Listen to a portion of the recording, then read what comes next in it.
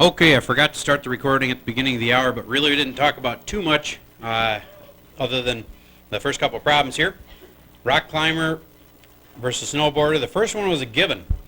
The reason we got this answer here was because given it was a rock climber meant only these things were possible. And so we put the possible things together on the bottom, and that adds up to 0.59. And then what we wanted was a snowboarder. Well, why don't I pick these guys? Because they aren't in the possible. These guys are in the possible, and they're snowboarders, so they go on top. Now I'm going to skip down to the one we're on, which is, what is the probability that a randomly chosen person, does that mean it was a given, like, special thing? No, it's just a normal one. Is a rock climber and a snowboarder. And. Is and the big answer or the small answer? Small. And is hard to be. You have to be this and that.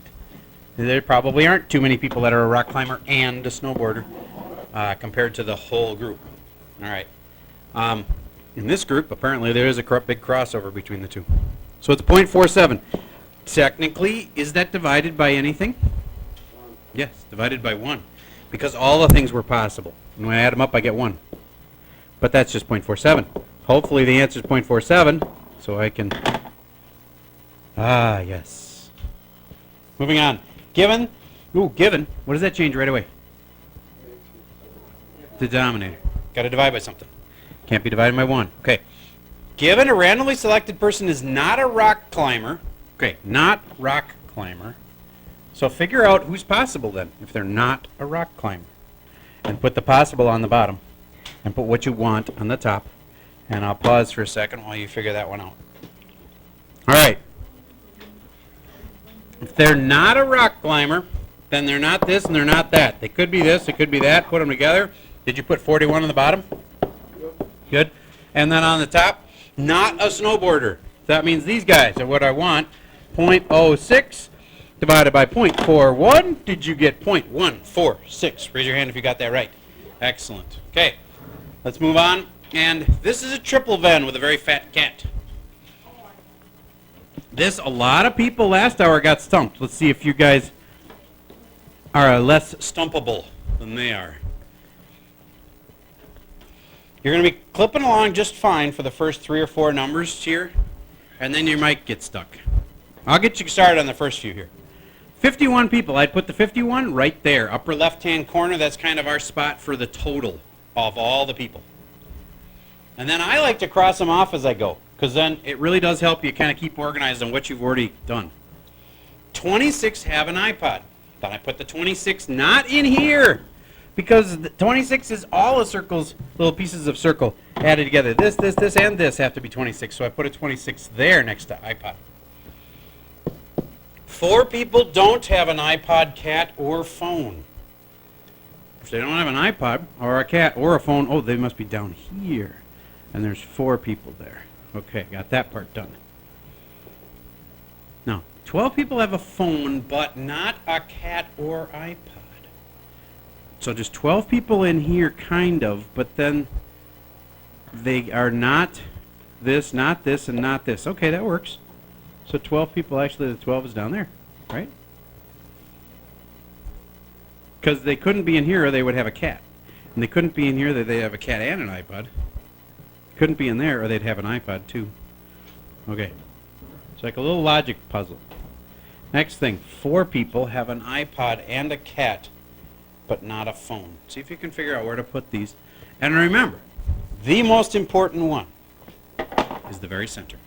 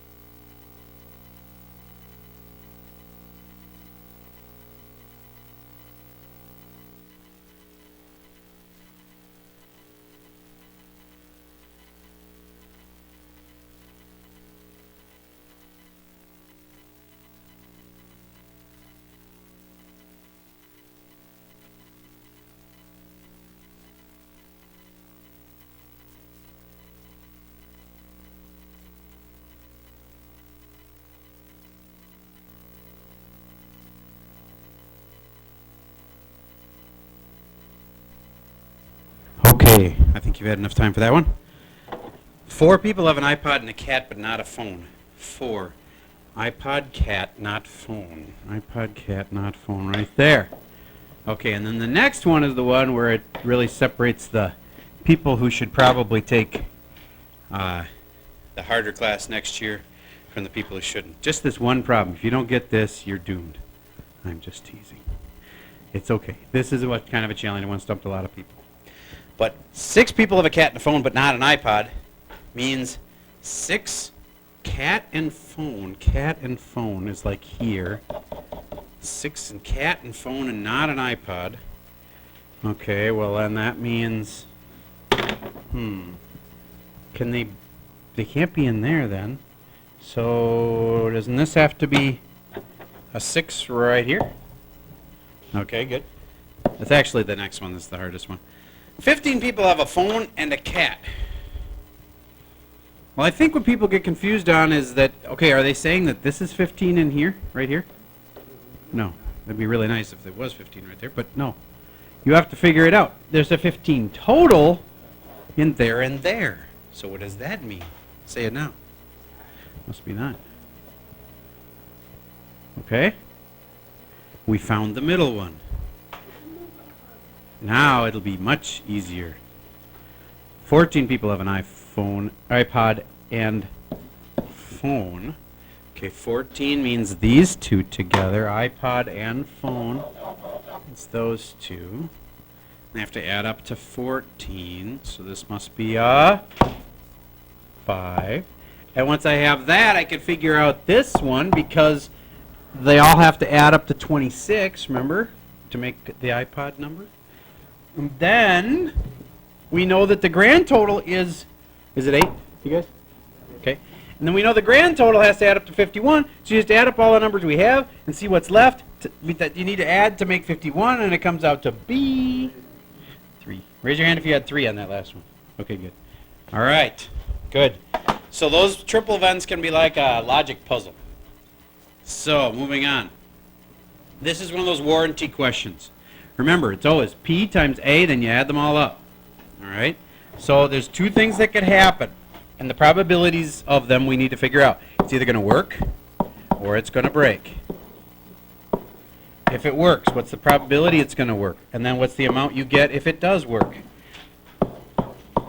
And then you're going to add them all up. All right, give this one a shot. Here we go. Probability of it working. Well, that kind of comes from the probability that it's not working. That's 3 out of 200. And then that means 197 out of 200 worked. The amount you get if your, what is this thing? Digital picture frame, if it works, you get nothing.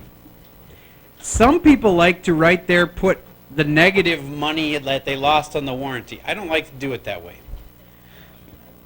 The breaking amount is this. This is the probability of it. How much do you get if the thing breaks? You get your $100 back for your digital thingy that's broken now.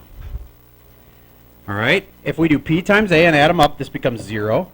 This becomes $1.50, I believe. Take a calculator and multiply that out. You can make sure I'm right. And then the grand total is $1.50. What does that mean? I haven't even counted the warranty price. What the $1.50 is what the fair price would have been for the warranty. Do you get what I'm saying? The warranty's worth $1.50. That's it. Because so few of these things break, only like what is not even 3%. It's only 1.5% of them break. So it's really not worth very much to have a guarantee that it won't break. All right, so it's worth $1.50. Now, how do I figure out the expected value? Subtract the $19.95. Grand total negative $18.45. This is what it's worth. This is the expected value. Oh, 99, sorry. Then this would be 40 what? 1? 49? No, that doesn't make sense. Does it? Okay. I gotta do differently. I did 80 times point 1015 and make Okay, so you wanted to put the negative 20 here, and you wanted to put the negative 20 here, which is really 1995, right? So I'm going to call it 1995 so I don't confuse any of the listeners. And this is a totally okay way to do it. If this thing is working, I'm going to lose a 1995 I spend on the warranty. That's one way to think of it. And if this thing breaks, yes, I get $100, but I had to spend 1995 for the warranty. Then, when you calculate it, you still would get the same answer of 1849, didn't you? And it was negative, right? And that told you it was a bad deal. Okay. So the way I do it, I think, is simpler because, see, this is a complicated multiplication. My multiplication was by 0. It was really simple, right? And this one, you have to remember this in here, and a lot of kids forget it. So I like it the way I did it, but the way you did it, it's got the same answer, so you're fine. All right. How many of you feel confident you're going to be able to get that question right on the quiz on this tomorrow? Okay, good. Let's move on then. Billy Bob's chance of being on time to work is 49.5%. If it's a 3-day week, find the following. His probability to be on time 2 days out of 3. All right, you'd have to have a tree and everything. This takes a long time. I'm going to just talk about the basics of it. What's the probability he'll be on time 2 days out of 3? You'd find all the, this is on time, this is late. This is on time, this is late. This is on time, this is late. You'd have to go make the whole tree, find all the ones where he's got 2 out of 3. Would this be 2 days out of 3 being on time? No, it wouldn't. Instead, I'd be looking for things like this. On time, and then late. And I'd find all those paths and I'd add them all up. The hard kind is, what is the expected number of days he will be on time? You find the probability of each thing, all of the parts of the tree. You find the amount of days he's on time for each part. This one he's on time, he's on time, he's on time, so it's 3 days on time. This one he's on time, he's on time, he's late, so it's 2 days on time. So you find your probabilities for each thing, and you times them by the amount, and then you add them all up. That's how you get expected value. P times A, then add them up. Okay? All right. I want to give you a bunch of time to work on your homework for today. So I want to note that the first couple problems of the homework for today are exactly the same as the homework from last night. Therefore, we're going to skip them. Okay? You'll recognize them. If you did last night's homework anyway, you'll recognize them. Okay? So, yes, sir? The answer key says the values were changed to make it different, so should we just leave it? The answer key set. What I'm asking is, you're the one who told me in the first place that the problems were the same. Are they the same or not? Well, they're all the same, but then the answer key they just changed. Okay, if it's on your worksheet, quiet please. On the worksheet, is the problem right or not? Is the problem the way if we leave the problem exactly the way it is, then it's the same as yesterday's. Then you said a correct statement. I'm going to stick to my original that we can just skip that problem then. Okay? All right. Because when we fix the worksheet, then we'll ask you to do them. All right. So do your rest of your worksheet. And I want to make sure that you understand how to do it. That's the main thing. So if you had trouble with yesterday's first couple problems, you should probably do those for practice. It's really up to you then, but it's your choice whether or not you think you need to. So you can skip the first couple of problems if you wish. If you need the practice, do it. Yes, sir? I have a question. Homework question? Okay, I'll be back there in 2 seconds. All right. So remember, quiz is tomorrow. Main things are expected values and venns. We've gone over them several days. I think you're okay. If you're really struggling and secretly and I can't tell, then you can always ask me in the morning for extra help. Like if you came in tomorrow morning, you could have 20, 30 minutes of my time where we could work together and make sure you understand this stuff. I will have a few people in here. It won't be just me and one other kid. It'll probably be me and like 5 kids, but I'll help you.